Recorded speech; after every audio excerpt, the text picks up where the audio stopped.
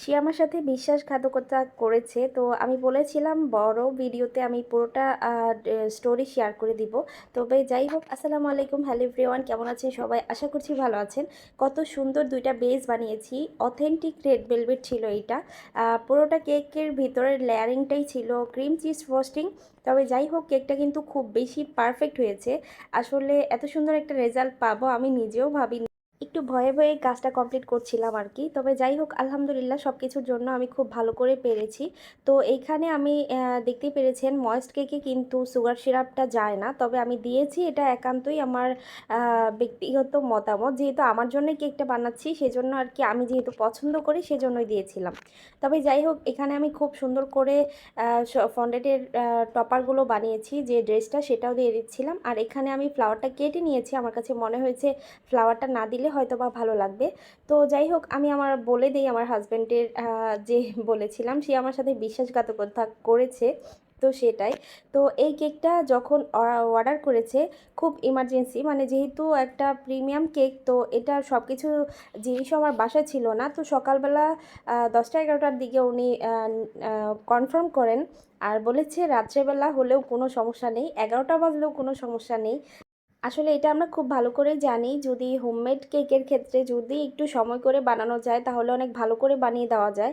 তো যাই হোক, যেহেতু কাস্টমারদের দিক থেকে আমি 100% সময় পাচ্ছিলাম যে দেরি হলেও কোনো সমস্যা নাই, রাত্রে 11টা বাজে এসে উনি নিয়ে যাবে, তো এরকম যখন আশ্বাস দিচ্ছিল তখন একটু সাহসটাই পেয়েছিলাম। তবে যাই হোক, এখানে আমি কিন্তু খুব সুন্দর করে কেকটা বানাচ্ছি। তো ভাইয়া একটু পরপর আমাকে বলছিল কি বানাচ্ছেন কিনা বা ঠিক মতো হবে কিনা। ফার্স্ট টাইম ওয়াইফকে কেকটা সারপ্রাইজ দিব, মানে আমি তেমন কিছু বুঝি না, কতক্ষণ লাগবে, পিক দিয়ে নেই সে অনেক কিছু। তো আমি ভাইয়াকে অনেকভাবে অনেক কিছু বুঝিয়েছি, বলেছি সব কিছু ঠিকঠাক করে বানিয়ে দিব।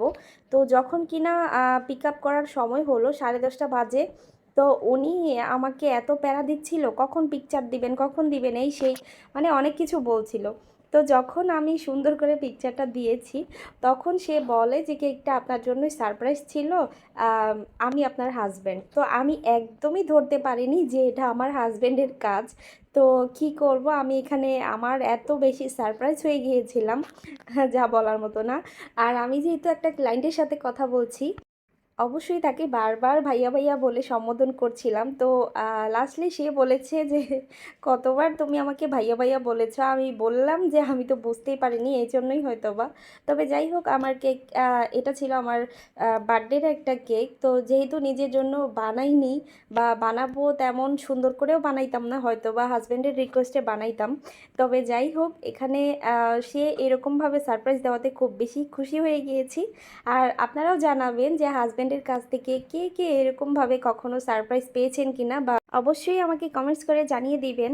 তবে কেমন লেগেছে আজকের আমার এই কেকটা অবশ্যই জানাবেন। আর হ্যাঁ, যারা কিনা আপনারা গাজীপুর জেলার মধ্যে কেক চাচ্ছেন তারাই শুধুমাত্র আমার পেজে নক দিবেন, গাজীপুরের বাইরে হলে দুঃখিত, আমরা দিতে পারবো না। আল্লাহ হাফেজ।